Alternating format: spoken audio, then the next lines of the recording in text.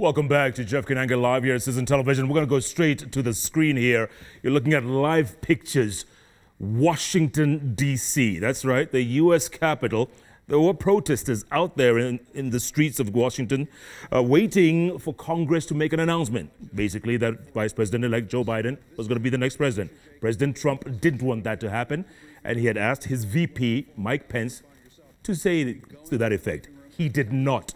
These people here just stormed the equivalent of our parliament here in Nairobi. They just stormed it, the U.S. Capitol building. Look at that, live pictures. They are inside that building. Dr. G, Dr. Lois, in America, this is happening right now in America. Democracy on trial.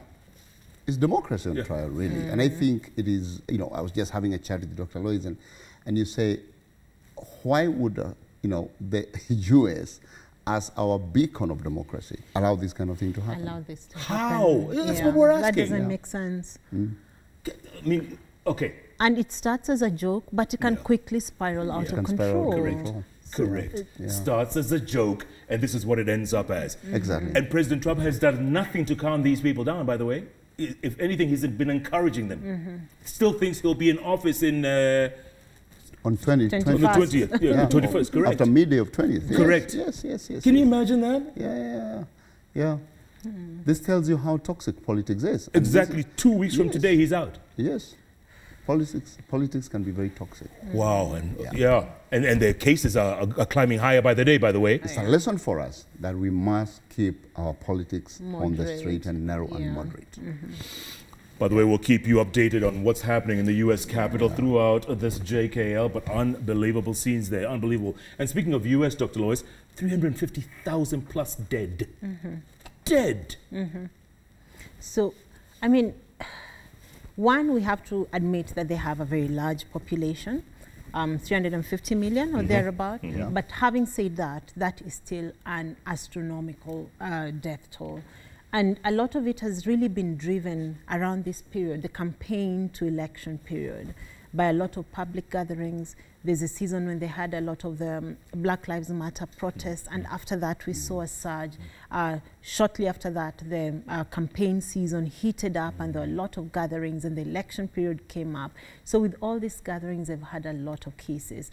What's unfortunate is that a lot of hospitals are actually getting overwhelmed, and we've seen in the news very sad news about, ambulance services being told, if someone can't be resuscitated, don't bother putting them in an ambulance, because why waste the resource? There are other people who need it. Just leave them there, So that's really sad. If you think of a country like America, where we thought healthcare is available to everyone, is getting overwhelmed. It's very, very sad. It is. And as hospitals, this is one thing we've always said in the past, even to us, don't allow hospitals to get overwhelmed, because the minute hospitals get overwhelmed, the death toll climbs And that's up. your biggest fear, right? Yes. So you're saying we never want hospitals to be overwhelmed. Do whatever it takes to allow us to be able to take care of those who are sick, because the minute it's overwhelmed, more people die because we are not able to give them the care that they need. Healthcare workers get infected because they're overwhelmed and tired and unable to protect themselves. So we always have to be careful not to overwhelm our system. Does it shock you when you see some of those pictures on CNN, on BBC, those hospitals completely overwhelmed, and the staff members? And people abandoned outside. It's very, very bad. And staff members crying out because they need a mask, for example. They're using cloth masks within their hospitals. It's a very sad picture. And I think now that we know that, we have the benefit of having seen other people get there early. Let's learn lessons from there to ensure that we never allow ourselves to get overwhelmed. Yeah. Dr. G, we were talking before the break about a vaccine, and there's a whole process. And we are going to get ours. We are on the list. How does it work? So the vaccine process, of course, there has been a call to ensure that vaccine access is equitable, meaning it gets to everyone, irrespective of whether you can afford it or not. And because of that call, WHO and the Global Vaccine Alliance and other people, CEPI and others, got together and created what's called the COVAX facility. The COVID vaccine facility says we are going to allow the rich countries to buy, because they have the money. Let's face it, they have the money. Our per capita GDP is low, they have high GDP, they can afford. The arrangement is that as you purchase from a rich country, part of that money is allocated to some vaccines that are going to be available to poor countries. So it's kind of a process called advanced market commitment. So when they commit to 1 million doses, some of that is allocated to this other channel, which is going to go to low-income countries. So that has raised quite a few doses. I think by the time I was checking, maybe about 2 billion doses already raised through that facility. Now, what Gov't then does and WHO, there are countries which are eligible for that facility. Those countries are the countries that are already receiving vaccines from Gov't. Kenya is one of them. Kenya, most of our vaccines, and Dr. Lois will know, polio, TB, all of them are actually supplied through Gov't. But Kenya, because of its development, is contributing about 20% of the money for that. So this COVID vaccine is going to come through exactly the same mechanism. Gov't will deliver it just the way they deliver other vaccines. Kenya will contribute 20%, just like it contributes for the vaccines, and then the vaccine will come here. So the challenge now is that because Kenya has no control, it can't go to the market and say, we want our 24 million doses, bring them here. So the process is Kenya had to apply by 7th, like all the other countries that are eligible, and there are many. And those countries, there are almost 100 countries, I think maybe 92, would then be allocated first come, first served, based on the available doses, okay? And then those doses will be delivered by Gov't. So it's not like Kenya is saying, you know, we have refused to order, we are going to order, and then this day, even deciding when the vaccines come here and how, and even which ones we receive. Because imagine that if this facility goes and wants 2 billion doses to be distributed to these eligible countries, but one vaccine manufacturer can only afford to give 500,000 doses, right, or 500 million doses. They have to go to the other, and then the other, and the other. So even in terms of the question around, which one is Kenya going to take? Is it AstraZeneca? Is it Moderna? Is it Pfizer? Kenya has no control over that. It's going to be actually this facility. But eventually, as the markets open up, there'll be more vaccines available from China, the India serum. India is manufacturing on behalf of all these others and bringing on. Remember, by the way, Jeff, and I need to say this, vaccine capacity has never, ever been adequate for what is required now. Right now, you're talking about a population of 7 billion people. Even if you wanted to vaccinate only 5 billion of them, so that you at least reach the threshold of 60-something%, that is 10 billion doses. The biggest vaccine manufacturer in the world, the Serum Institute of India, which is what manufactures most of the vaccines that come to Asia and Africa, has only a capacity of 1.5 billion doses a year. Okay, so when you're talking about delivering 10 billion doses, it is not a 1-year activity, it's not a 2-year activity, it's not a 3-year activity. So the vaccine satisfaction is going to take maybe even 4 to 5 years. But the focus now is on the 20% of people, as Dr. Lois was saying, who are at the front line, health workers, those people who are highly at risk, because again, vaccine is a decision.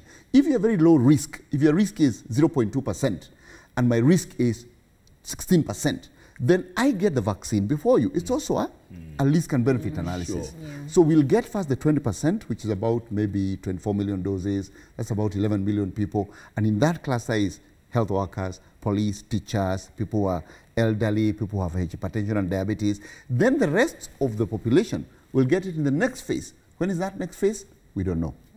Wow, and okay. Maybe just to add to that, yes. Remember, it's not just about getting the vaccine. There has to be a lot of capacity development. Exactly. Our systems have been made for vaccinating newborn babies and children under 5.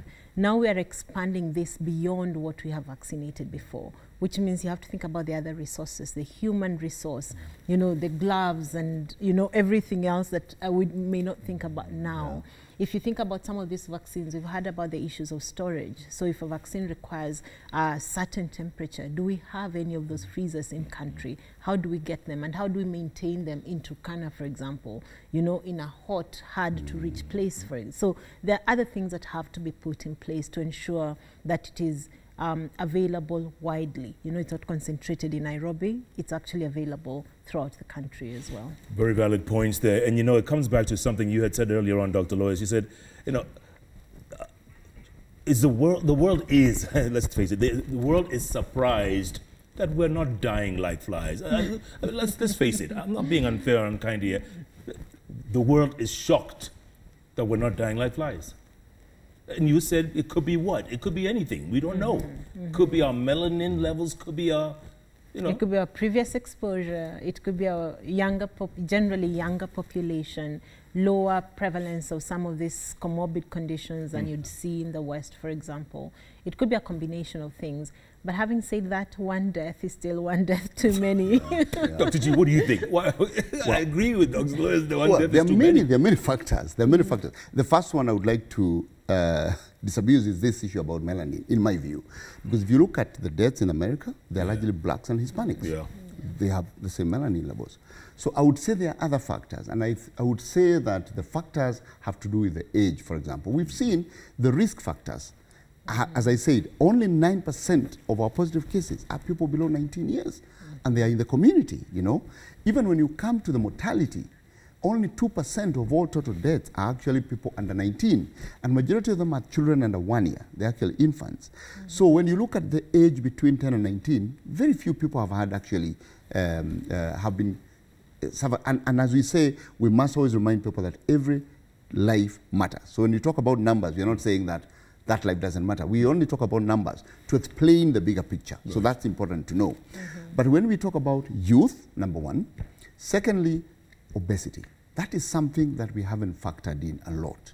That actually when you talk about risk, obesity and the risk for diabetes and hypertension is a big risk for severe disease. And this is why we are seeing a lot of severe disease in South Africa. Because South Africa has one of the highest obesity prevalences in Africa, actually in the world. Is that right? Exactly. Like women, more than 40% of women are classified obese, a big percentage of men, and that is contributing to the severity of the disease in South Africa. Okay, so again, obesity, if you look at the obesity percentage in Kenya, it's much, much lower. The US obesity is more than 30%, in Europe is more than 30%. In most African countries, it is much, much lower. So that could be the next factor. The other factor is about movement and the force of transmission. If you have 1 million people in one space, it is likely that the virus will pass very quickly between them. But if you have 1 million people within 100,000 square kilometers, I mean, at what point does the virus move from one person to the other? So in between there is the index of mobility. And when you look at Africa, mobility is very low. I mean, how many countries in Africa have rail systems? Airports, airports, you know, mass transit systems. Right. Look, we are doing our first mass, we are still thinking about mass transit buses. Correct. So those factors have to, you know, have come into play in terms of the rate of infection and also the rate of severe disease and mortality. Wow. You know what? I could ask you questions all evening, but they'll be so unfair.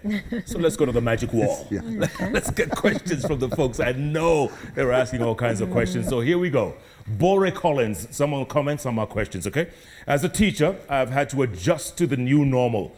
Guiding students on the protocols by Ministry of Health is the first thing before teaching. Like a section of Kenyans who wear masks to escape arrests. Some students wear masks only when they see a teacher.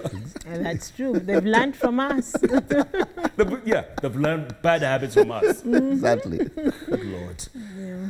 Kian, the love doctor. Oh, really? The love doctor? Are you kidding me?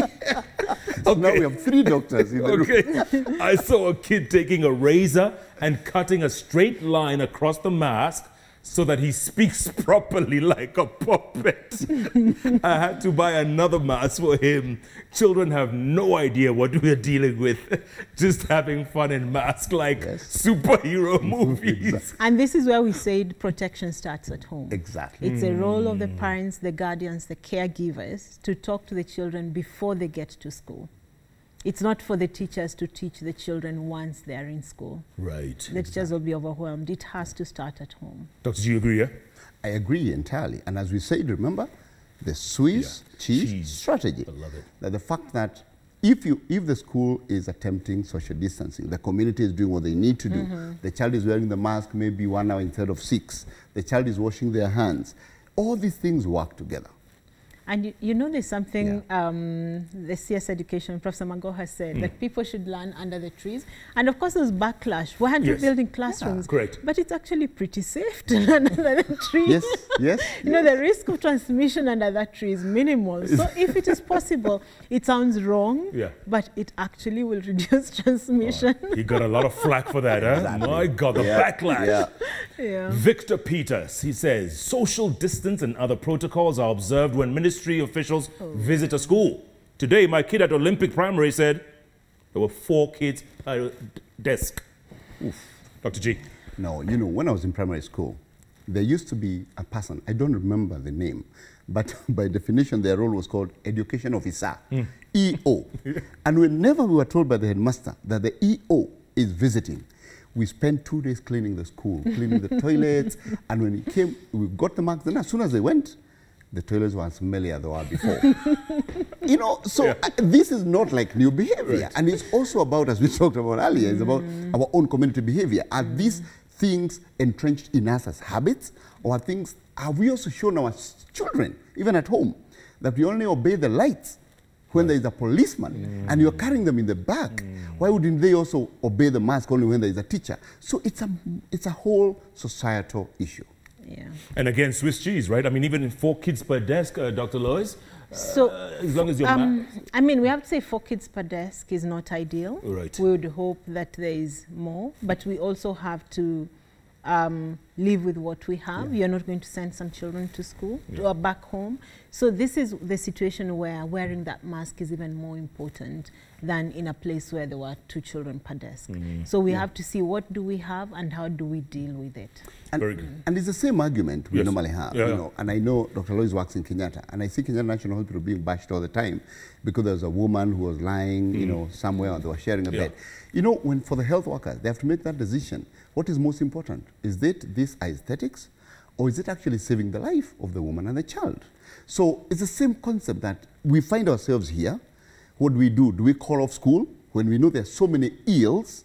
Child pregnancy, we know there are early child marriages. If you look, I guess there are a lot of kids who will not go back to school, and I've already seen the numbers you guys are presenting. So we also have to think about the larger ills and do benefit and risk analysis. As I said before, there is never a situation that is zero risk. Even without COVID, we still had risk of children getting measles in school. We had risk of children getting diarrhea in school. We had children going and getting other diseases in school. There's never a zero risk situation. The thing we are discussing is how do we risk mitigate within the existing environment. And maybe that's why it's also very important to keep community transmission low, so that the number of children going to school with infection is minimized. It starts at the community level. Yes. If it's low there, it'll be low in school. It will be low in school. Bingo. Wanjiro Bohua says, what I saw today while delivering my son back to school, a public national school, was impressive. Only he was allowed past the main gate. We were told everything will be done remotely, including fees, payments, etc. Exactly. It's all these measures together. They all make sense. They all of them. We have to adapt to this. Those decisions are made by individuals. A teacher in a school decides, no one comes in. That's a good decision. Another teacher somewhere decides there's going to be water and hand washing, water and soap outside every class. That decision, it's all these additive. Remember, these are population level interventions. They're not individual level interventions, they're population level. So the more people in many areas who do majority of these things, the better we are. Absolutely. Yes. Amos the third, assuming there's a first and a second. Amos the third says, I have some genuine concerns regarding the 3 classrooms, Dr. Lois. Says for boarding schools, I think in that situation, we think about it as we're reducing the number of places where they have opportunity to be infected. So as opposed to having it in the dorm, in the class, reduce the opportunities for infection.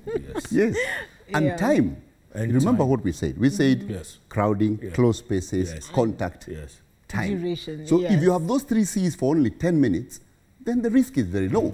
But you have those 3 C's for 10 hours, then the risk is higher. So even when you keep them out, but in the evening they go, then you have reduced the amount of time that these 3 C's act together.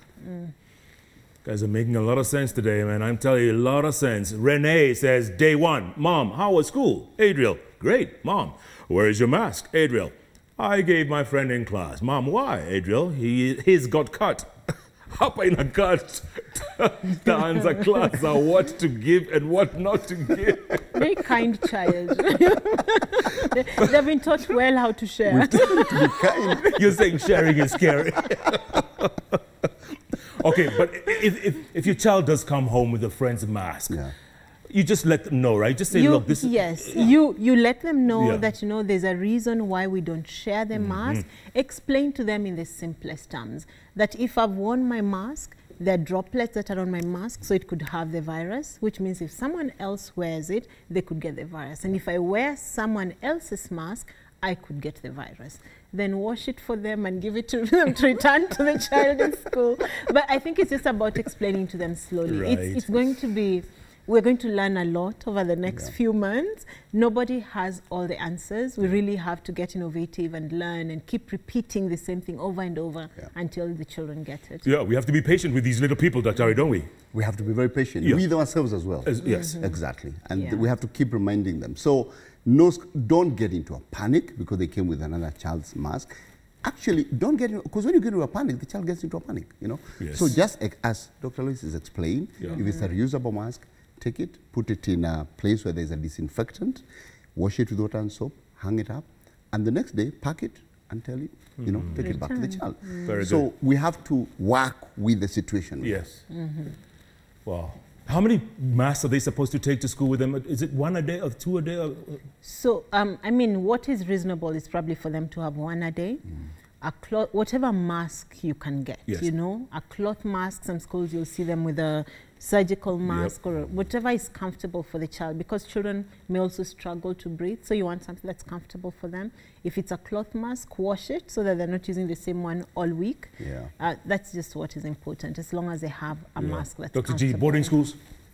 It's the same challenge because, you know, what you're trying to do is, if you have space, then reduce the number of people together.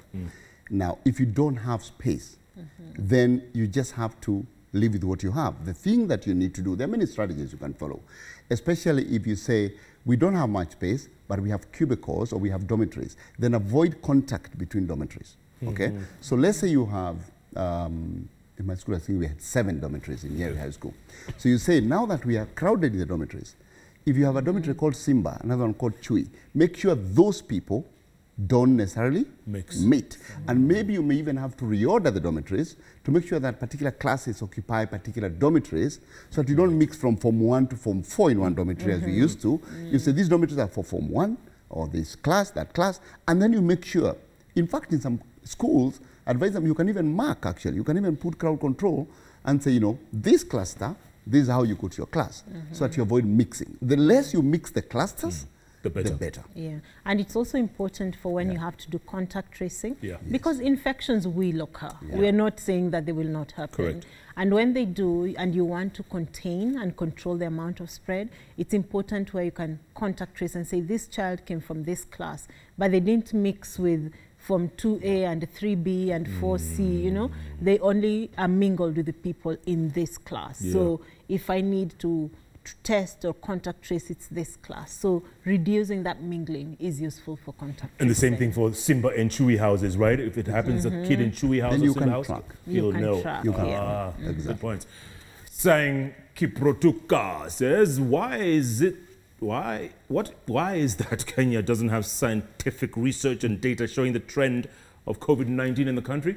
What are the opinions of the 2 doctors on COVID-19 vaccine yet to be rolled out? Okay, we talked about the vaccine. So saying we don't have the scientific research. But we've got KEMRI. KEMRI is doing a pretty decent job. And if you're thinking about trends, trends is sort of the whole point of all the figures we're given, because that sort of tells you what's happening day to day. What about in what terms we get of the last 24 hours? How about that tells you what happened last 24 hours. Oh, okay. But if you're thinking about projections, there are 2 ways. One, we do modeling to say, if these factors remain constant, this is what we are likely to see. It really just gives a projection. May not always be accurate because different factors come into play. But you also have, as you mentioned, KEMRI, and some of the data they do around what they call serology, or looking for antibodies, to say, you know, so many people have been exposed to disease. So there is work that's going on around sort of predicting trends. Yeah, they shouldn't, I mean, we shouldn't discount ourselves or beat ourselves too hard, right, Dr. G? We have a lot of data. Actually, when I saw that question, I think it's just that we haven't, you know, we haven't reached everybody. We have a lot of data on trends. Number one, the Emergency Operations Center of the Ministry of Health has been doing a report every single day from the day we had our first case, showing the trends by county, you know, even trending backwards, where are we, what curve, what's our positivity rate, looking at the mortality data by age, by sex, by gender. All that data is released every single day, and it's available even to the media, you know. So the data is available. Now, the modeling of the future is also what is developed by University of Nairobi, Kemri, and others. So the data we have is actually very impressive. I look at across the African continent, and I think Kenya is a other than South Africa, which has really been ahead in terms of data, Kenya has done extremely well. Wow. But having said that, and this is for government, Yes. there's been very little funding released by government for COVID-specific research. Yes. And I think that's something that if we are to get ahead of the game, we have to be able to do a lot of research. I mean, that's how the UK has discovered that they have a variant. That's how South Africa is keeping track of the variant. So there has to be a lot more funding given for research to allow us to be ahead of the game. Absolutely. Exactly. Ahead of the virus. Catherine Riungu says, I yell all the time in my house when I see masks placed all over the place. But looks like we don't know how to handle masks when we remove them, even in hotels. You will see it on the table. And I noticed you guys, you put yours on your arms immediately. I guess that's a habit, right? That's a habit. Yeah. We have, go on, doctor. We'll have to deal with the mask menace at some point. Mask I mean, menace, if you think about the number of this kind of masks that are all over the streets, I think we just didn't think about how we will dispose of masks, and it's probably something that we haven't done a lot of education on. So I think that's a very good point, that we need to do more around education on disposal of masks. And if you put your mask on the table where everybody's touching, then it beats the whole purpose of wearing the mask. So we really have to think about responsibly handling our masks, you know, that you keep them clean, you keep them on your person, you don't spread them all over the place, because then it beats the purpose of having it. Yes. And that, you know, it's the hardest thing to do, huh? But look at you, how you guys are doing it automatically. Yeah, we do, because you see, the thing to understand is what she's saying, that what I always say, I'm a teacher, by the way. I always say, first understand what you want to achieve, so that you can understand your actions. So what you want to achieve is to keep your mask clean and out of contact with other people. And therefore, when you think about that, then when you're sitting at a table, you're like, this table, somebody could have been sitting here. So sometimes you can just pick a serviette or a tissue, place it down on the table, and place your mask.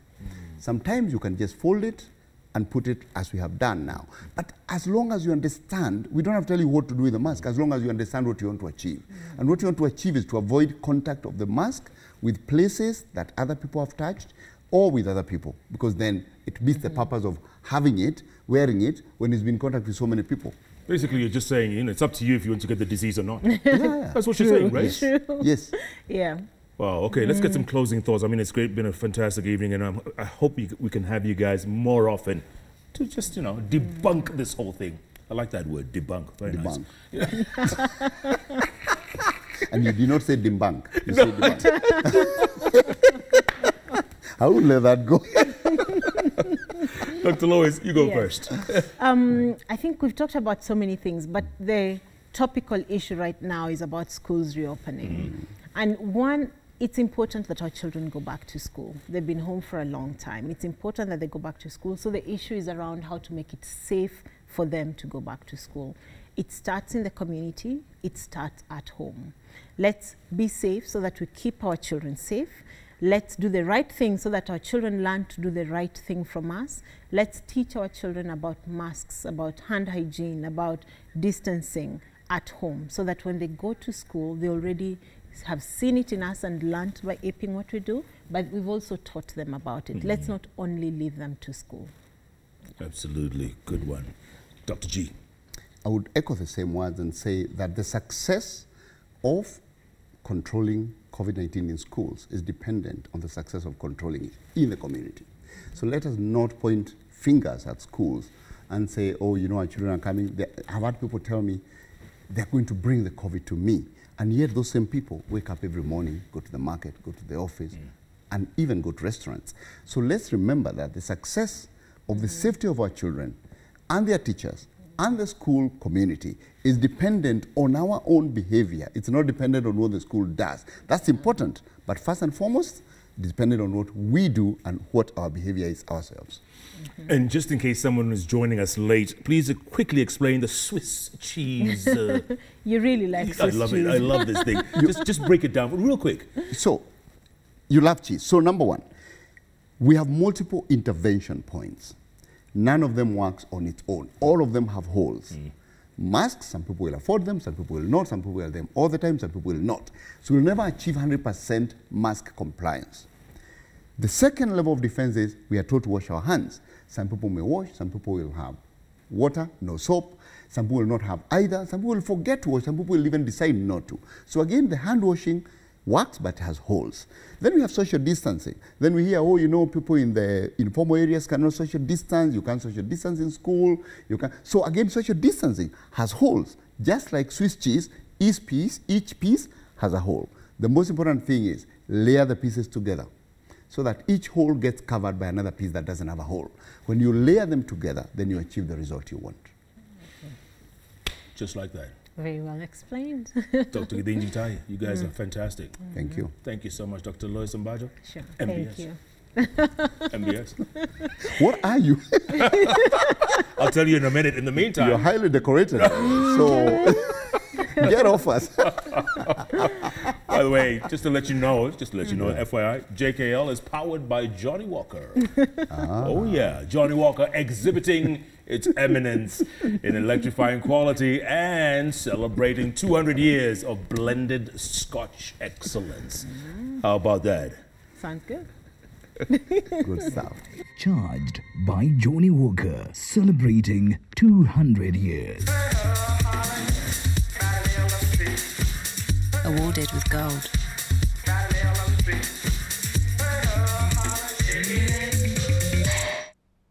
Oh, guys, no. It's not until tomorrow, man.